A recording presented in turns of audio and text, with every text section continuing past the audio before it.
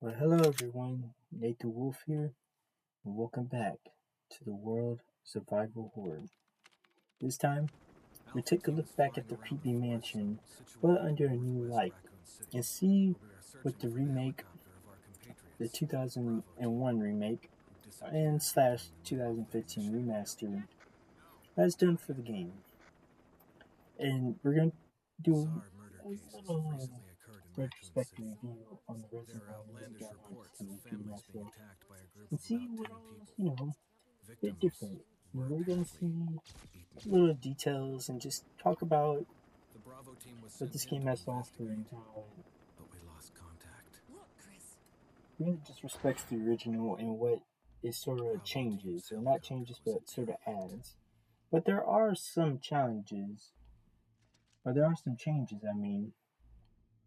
That I think that are really really good. And we'll just say my little opinion on it and just see what where this game has to offer. And it turned into a nightmare.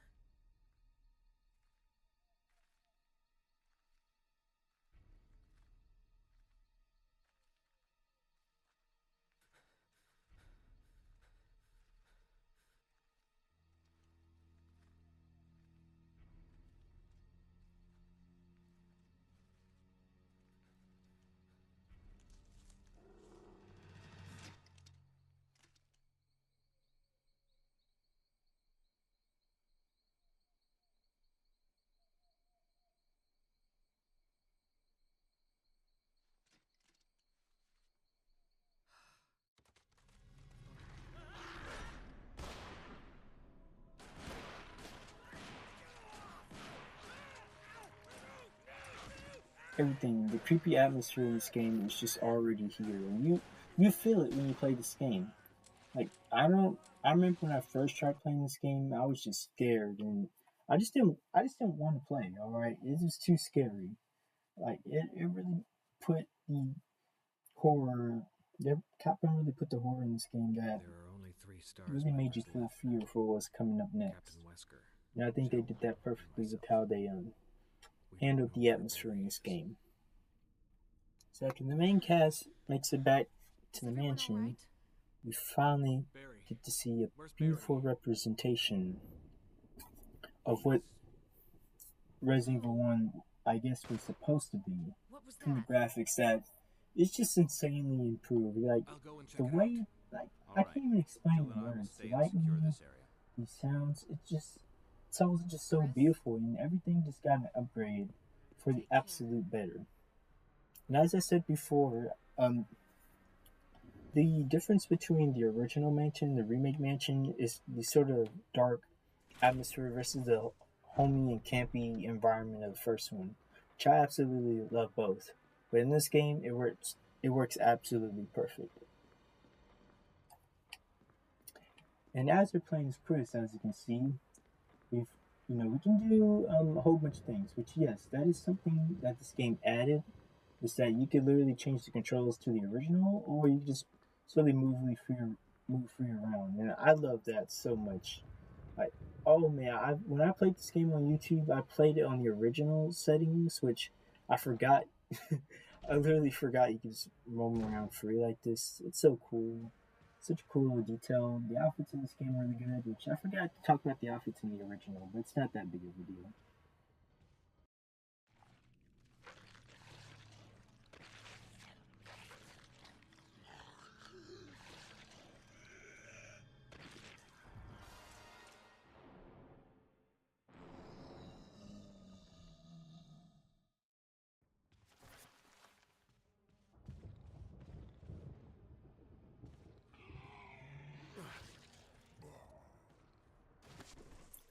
Once Chris finally makes his way back and the others are gone, the game obviously finally Wesker? opens up. Jill? The game finally opens up, and you get this just sort of just rest in this glorious mansion that's so dark and scary. Absolutely already. You see the vibe they're going for here, and it's just perfect. Perfect, flawless. We pick up a gun here, And the new UI or whatever HUD, whatever it's called, very beautiful too. Now already you can see a big difference in how we can go downstairs. You can see this very strange double door with two indications on it, indentations on it. Very cool, little added detail. We know there are a couple additions to the story about Lisa Trevor. Now, I think her story is very sad, very, very sad, and I think I love it. It's a very cool addition to the story, and just in general, like, it adds a new character, a new enemy, but an enemy we can sort of feel bad for. If I remember correctly, I believe there's like a Trevor family here. I think Jessica or something like that. Her and Lisa were trapped here all the way back in the '60s. Which, yes, this mansion is that old. It really goes all the way back. This mansion is super duper old. Anyway, the Trevor family is sort of just here, and they were doing experiments on them. And I guess I think one of them escaped or something like that, and Lisa was just left here. So I think that's why she was sort of upset. And we obviously get to meet her all the way down in the game.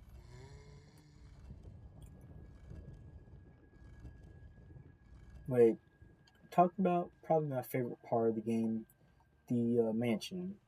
I already said enough about the mansion, honestly. So do you really need to hear me? No, but it's just something I just love talking about. All the little lighting, just the dark effects, the storm. They did this perfectly. It just comes to show you just how much heart they had in it for this remake. I think the zombies designs are actually very, very good in this game. Like, it's very, very good. I think they made them just as iconic as the original, and maybe even more like memorable somehow. The new addition to these zombies is that they can turn into crimson heads after you progress through the game at a certain point, which is very cool and nice touch. Just a little detail that they added, which is very, very cool. And they changed some things. I believe they changed the puzzles that are meant for the courtyard area. They turned them into masks, which replaces the crest in the original. And then they added one of the crests. Like, they basically switched them, but they put one of the crests inside one of the rooms, so you can use that to unlock the magnet later in the game, which does have all the rest of the crests. So a little nice addition. It's a little change, but they didn't really get rid of it. They just replaced it. They replaced the crest with something else and put the crest somewhere else, which I think is perfectly fine. Talking about an expansion of the mansion, like that. There's a new area on the, I believe, west side of the mansion, which is a whole another hallway area, which I really love this area. At first, I kind of got confused when I played the remake first and the original later. I thought this was the room that had the save room with the stairs, but I'm kind of tricked myself. This is a whole different area. Pretty cool area, a nice little addition. Just a quick little expansion that really just adds a whole lot, and it really does help with backtracking and stuff like that. So that is also really, really cool. How they just it makes sense too. I think it's a little odd that this area doesn't exist in the original, but I'm glad it does in the remake because it makes so much more sense in my opinion. I kind of want to talk about the characters for a little bit here. The characters in this game are just amazing as ever. However, there's a little pet peeve I have with this game and its characters, and it's that, one thing I really respect about this remake is how it really respects the original. Like, it really, really just wants to, it doesn't get rid of the original lines. It just sort of just changes it up a little bit. But something I will say about this remake, I think it's a little pet peeve of mine. I think the problem with the lines in this game is that they feel sort of forced, I guess. I mean, don't get me wrong, I love them, and I love how they try to keep that same, dumb silliness from the original. I think Like there are just some lines that some characters say that is just so stupid to where it's almost too stupid. Like at this point, it's kind of like I get what it's trying to do, but I feel like it does too much with it. If that makes sense. I might sound crazy for saying this, but I mean, don't get me wrong. I'm not saying they're bad. I mean, of course, I love them. It's just, you know, it just seems a bit forced at times. Like they say something that's a bit too stupid in order to be closer to the original, which I respect that a lot, though. And as you can see, we're a new added addition is the graveyard or not graveyard, whatever the back door area is to the mansion, which like it's a really great addition. It adds so much and it's really cool. The changes are just so cool. I love what they did with this. It's really amazing. The rest of the game, however, I think is sort of the same. So honestly, we can basically just talk about the same areas, and some things are a bit different with those areas. I think, of course, the designs of some areas are different. I will say, as weird as this does sound, once you make your way back to the cabinet area, I do sort of love the design of the spiders in this game. They really are cool. They're cool. They're really well designed. The more realistic looking ones, they're a bit less creepy to me, but I mean that's kind of a good thing. If I'm being completely honest, they're a bit more realistic looking, which I mean makes sense. And it's also just a cool little neat design. Every other enemy in this game has been had a little makeup done on them, and I think they're perfect. Which I mean, graphically, this game is just flawless. I honestly, it's just perfect. Nothing else to say about that. I think there are a little couple of changes or details in that cabin looking area, which that one room with the bees in it or wasps. They flipped that room. It's on the sort of other side of it, which I mean that's not a big deal. And I think the rest of the game sort of just stays the same. Honestly, if I'm remembering. Oh no! Once you make your way and get the battery from all the way in the back, you do there's a whole new section after you beat the spider, which I do like that. Or at least once you get past the boulder, I kind of forgot where it was. They added a whole new area down there. Oh yeah, how could I forget? Yeah, I mean back to Lisa Trevor. I forgot. Once you go back to the courtyard, you will need to find the crank. The crank isn't there yet, so you need to make your way all the way to what I believe is the best representation of the darkness and horrorness of this game. To go into the woods for the first time, and it's just amazing. Graphically, it's literally flawless. It just does everything so perfectly. It sounds crazy, but it's like it's just so good, man. You finally make your way to, I guess, an actual cabin or whatever this house is. Go in there real quick and get knocked out by assumingly Lisa Trevor. Whatever that was. And then, well, actually, that's not Lisa Trevor, is it? Maybe. Anyway, you killed him after you grabbed the crank, and then you edge your way all the way back and do all the dormitory stuff. They did add a new area to the underground, which leads all the way back to the cabin where you got knocked out. So that's a cool little backtracking detail. That's cool. I love that. I like that. I think everything else in the game sort of stays the same. I think pretty much, and that's about it. That's about it when it comes to the differences and changes. I think I'm sort of doing this one take. I didn't do any research, so I might miss a lot of things. Bad idea on my part. Gameplay wise, it's just as good as before. The movement, they allow you to change the movement, which I love. So it makes it so much more smoother and fluid, and it's just like amazing. It's just.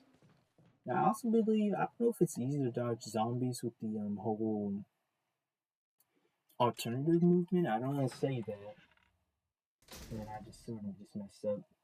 But graphically, they just changed so many things, and It's really beautiful. It's amazing. Something to appreciate. It's something they just did right. And it's something I will always just love about Resident Evil 1.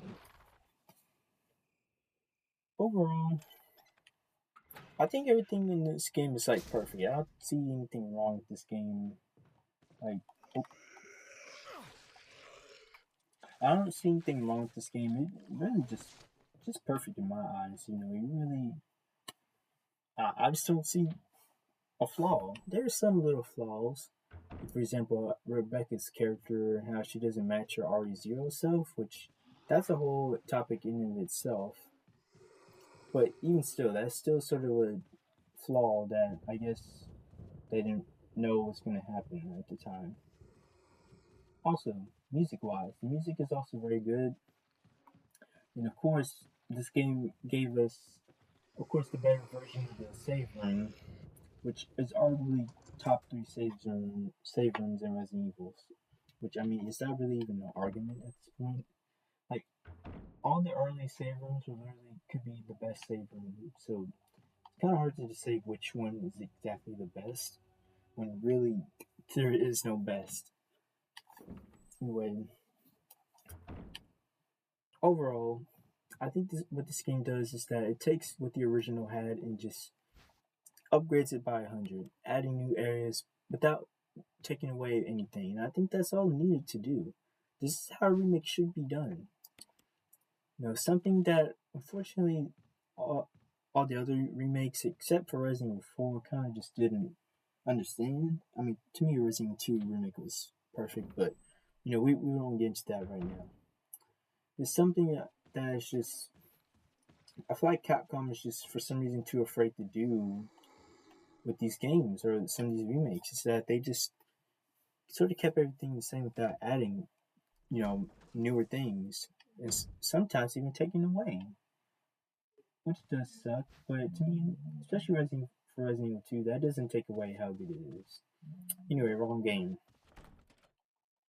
Overall, Resident Evil 1 2001 is an absolute classic masterpiece that takes everything that was there before and upgrades it so much. And it's just overall the better version to play. Now, that doesn't mean you can just like exclude the original, because really, I mean, you could just play the original or the remake. I mean, I can be in the mood for either one. It doesn't matter to me. It just depends on the vibe. But you know, you just can't help. Like, this is the best Resident Evil game. Definition of survival horror. It really is just that game. You know, and knowing that potentially a Resident Evil 1 remake could be coming out in some years is an interesting thought. How they handled this game? Well, all I would say is they just need to look at what they did in the remake of this game and do that, but do it even better. That's all they need to do. Like, they don't need to tinker with anything, maybe add new areas. Because at this point, what can you really change in Resident Evil 1 remake? You just can't. You can't really go, you know, much deeper. Maybe even a huge mansion expansion. You know, make the mansion much bigger and sort of take a bit longer to complete, or at least leave when you go to other areas. They can make the dormitory section longer with more rooms, because that is a very short part of the game. They can make that longer, for example. I think the lab section is absolutely fine. They don't need to change that. I don't think they would need to change the underground section too. I think it's fine. I feel like if anything, the whole expanded area of it drags it out just a little bit. But I'm not saying that it's bad or anything. I just think that, you know, it really doesn't need it, in my opinion. But anyway, this has been Resident Evil 1 retrospective review. Hope you guys enjoyed. This game is an absolute masterpiece, and that's really all I have to say for it. It just so good and absolutely flawless and perfect. Anyway, it's been Nathan Wolf here. Peace out.